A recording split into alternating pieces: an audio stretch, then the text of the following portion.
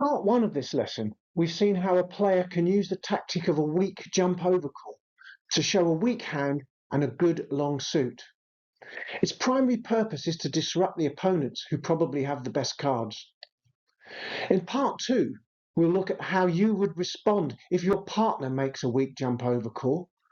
And we'll also look at a situation for how to bid a longer suited hand that's too strong to make a weak jump over call. What do you do then? How do you respond if your partner makes a jump over call? Well, often you will have support for partner's long suit, and you might only need 3 cards to support them. And in this case, you may choose to bid higher in your partner's suit, which simply increases the destructive nature of your partner's preemptive bid. It pushes the auction even higher and makes it more difficult for the opponents. Again, you're swinging that wrecking ball. Now, this is a tactic called bidding to the level of the fit, but rather than explain it on this slide, it's better if you see the examples where I use it on the next one. We'll often choose to raise partner with support regardless of strength. It's probably better if you're weak, because if you and your partner are both weak, then the opponents undoubtedly have a good contract available, so it's much more likely that it's worth your while bidding higher to keep them out of it. But again, you will come across bridge players who don't necessarily play this way.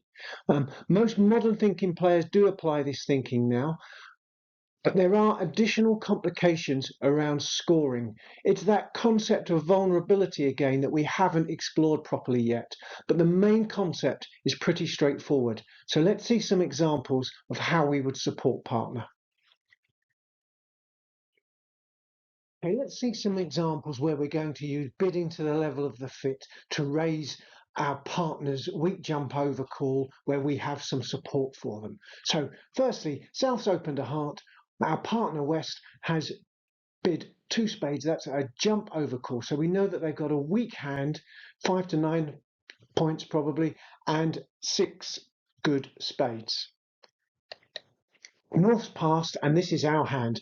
Here, now we've got 10 points, but more importantly, we've got 3 cards in spades. So partner's got 6 spades, we've got 3 spades. There's a 9-card fit in spades for us there. So we do have support for partner in this auction, and we should be telling them here. So the right approach here, the recommended approach if you're bidding to the level of the fit here, is to add the 6 spades that you know West has to the 3 spades that you have in your hand to make 9 spades, and bid for a contract that's worth 9 tricks. So here we would bid to 3 spades. That's 6 plus 3 is 9 trumps, so we bid for 9 tricks, which is a 3 spade level contract. Now we might not make that, but what we've done here is we're keeping South out of the auction, or making it harder for South to come back in. They're now going to have to guess. They don't know how good their partner's hand is, and they may not be able to find the right contract for North-South here. So that may well be the best course of action for the East-West cards here, is to bid 3 spades and just keep North-South out of it. Here's another example, hand B. Now this time, 2 things about our hand. Firstly, we've got 4 spades, so we've got 4 card support for partner's 6 card suit. So we've got a lot of spades between us. But also note, we've got quite a weak hand here. We've only got 7 high card points here. So we've got a weak hand, our partner's got a weak hand. It's very likely that North-South have a big trump, a lot of points between them, and should have a game contract available somewhere. They just haven't been able to find a trump fit yet because of the preemptive nature of my partner's 2 spade overcall. It's kept North out of the auction. Okay, so the right approach here is to carry on keeping them out of the auction. We raise spades, and because we have got 4 spades here, we can add them to the 6 that we know are in partner's hand. So 6 plus 4 is 10. We can bid for 10 tricks. So we should be bidding 4 spades here, and that would be continuing to be preemptive. We don't expect to make the contract, but we are now keeping North-South out of the auction. They're going to have to guess whether to bid on, whether to double us, whether to defend, and it's quite likely that even if we don't make 4 spades, we won't go that many off, because we've got a bit of shape to our hand. We're going to be roughing some hearts quite quickly, and the club suit might play quite well for partner when he declares a spade contract. So the right bid on that hand is to raise to 4 spades. Regardless of your points, you're looking at the number of trumps that you've got in support of your partner. That's the key consideration here. Okay. Some other options to respond to a jump over call if you're not just simply going to raise partner with trump support. And now these will occur quite occasionally. They are pretty rare. So the first one, maybe, particularly if your partner has overcalled in a minor suit, it might be worth considering whether there's a 3-no trump contract available. So for that, you'll need to have quite a strong hand, and you'll need to have all the other suits well stopped, and an overall expectation that you can actually make 9 tricks, which means you probably want to be able to make sure that you can make most of the tricks in your partner's suit. So that does mean you will still need support for your partner's suit. If you haven't got enough support, you may not be able to get to your partner's hand to utilize their long suit. And we'll have a look at that on the next slide. There'll be an example of a hand where we can bid 3-no trump. Even more rarely, if you were to consider bidding a new suit of your own, you would really only want to do this if you could be convinced that your suit is actually better and longer than the one your partner is showing you. And clearly you would probably want to have a strong hand for this type of action. So this isn't going to come up very often at all. So I wouldn't worry too much about that one. But let's have a look at a hand where we could bid no trumps. Let's look at this situation.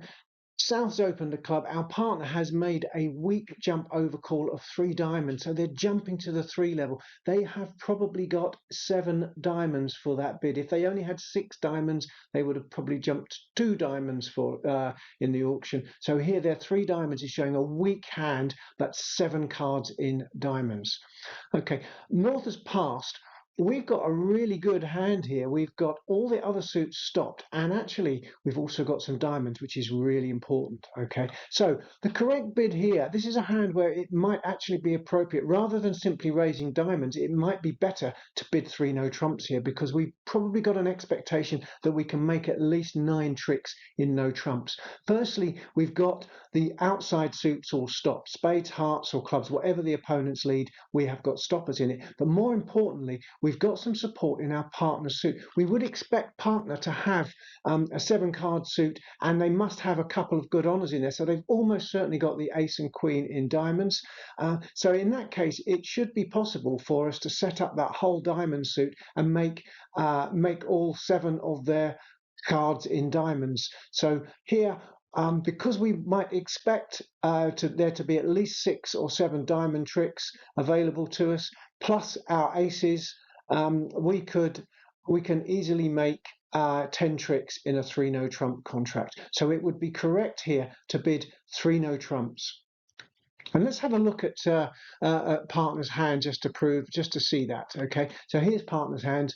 They have got a 7-card diamond suit. Here we're going to have to play diamonds a couple of times from the shorthand. We would play the king and the jack, and then we've still got a diamond to transfer across to dummy, and then we would cash all of their long diamonds before we can get back to hand and cash any remaining winners that we've got. So we're going to make 7 diamonds and we're going to make 3 aces. We are going to make 10 tricks in a 3-no trump contract here, and that's probably the best score that's available to us. If we were actually playing in 5 diamonds, we probably couldn't make 11 tricks here, so we would actually go off in 5 diamonds, and actually it would be much better for us to be in 3-no trump. Now that's a common theme, we've come across that before, where it's better to play in no trumps when we've got a minor suit, and this is just an example of why that is, because it's so hard to make 11 tricks. So playing in 3-no trump is always going to be better for us. Following weak jump over calls so far, you may have a question in your mind now, which is, what happens if I've got a good long suit but in a stronger hand? Remember, a weak jump over call is only useful with a weak hand. So what happens if we've got a good long suit and our hand is too strong for a weak jump over call? For example, this hand, we've got 12 high card points, we've got a good 6-card spade suit. Now remember, we said the weak jump over call is reserved for hands showing 5 to 9 high card points. So this would be too strong for that. And what about if we had an even stronger hand like this? Here we've got 18 high card points and a good 6-card spade suit.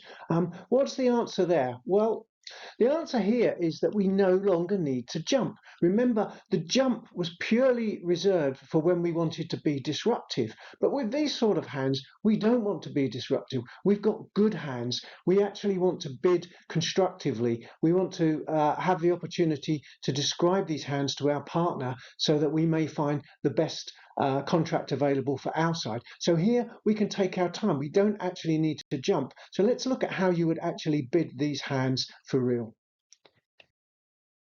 Okay, let's answer that question then. How do you overcall when you've got a good long suit and you've got a strong hand? Remember, a weak jump overcall shows a good long suit in a weak hand. What if we haven't got a weak hand? What do we do? Well, here's example hand A. We've got 12 high card points. We've got a good long spade suit. We've got 6 of them. Our overall point count is 12. So here, all we do, it doesn't really matter how South's open. If South's opened a club on this slide, but actually even if they'd opened a diamond or a heart, it would be the same response from us. We would simply bid 1 spade. Okay, now 1 spade by us, if you remember back in lesson 16, a simple suit overcall can show anywhere between 8 and 16 high card points. So we're quite nicely in that range. Now, hopefully, if East can support us, East might have 3 card support for our spades.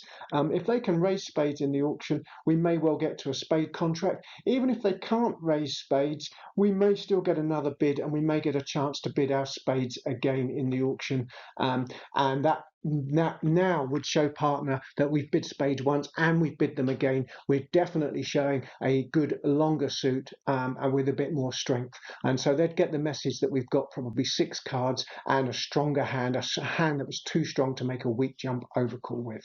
So that's how we would show that type of hand. And if we've got an even stronger hand, let's look at that. Here we've got 17 high card points. If you remember, what the guidance for a simple suit overcall is that it shows a range of about 8 to 16 high card points. So if we were to make a 1 spade overcall here, we'd be underbidding here because that shows a maximum of about 16 high card points according to what we learnt in lesson 16. But here we've actually got 17 high card points. So the right approach is to put a double on the table first. So we double. That's our bid. Partner will think we're making a takeout double and they will respond if they have to, but we're not really interested in how they respond because what we're going to do is we're going to bid spades at the next approach. So whatever when the auction comes back round to us, we will bid spades now. And that approach of doubling first and then bidding a suit shows a really good hand with a good long suit. So here it would show 17 or more high card points and a good suit in spades, at least 5 good spades. A hand that's too strong to overcall normally, and if it's too strong to make a normal overcall, you double first and then bid that suit to distinguish that type of hand from the type of hand on the left here. So that's how we would deal with those type of situations. To recap on the key learning points when we're overcalling with long suits with 6 or more cards. Okay, firstly, jump overcalls, are used to show a good long suit in a weak hand. And with an even longer suit, such as 7 cards, you'd jump higher. Say 7 cards, you'd jump to the 3 level. The bid is disruptive. It's often the case that the opponents have the best cards, and the purpose of your bid is tactically trying to disrupt the opponents. Partners should raise with trump support. They would preemptively raise to the level of the fit if they can.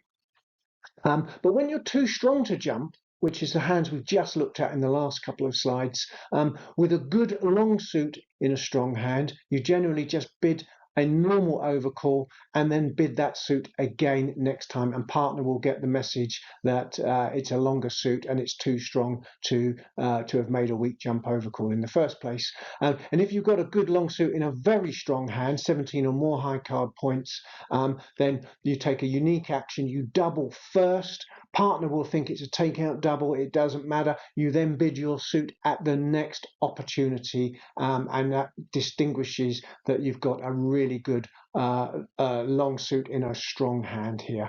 And that's how you do that. So that's more or less all there is that we're going to cover as part of this lesson. Obviously, there is more to this subject as ever, but let me know if you've got any questions and hope to see you on the next lesson.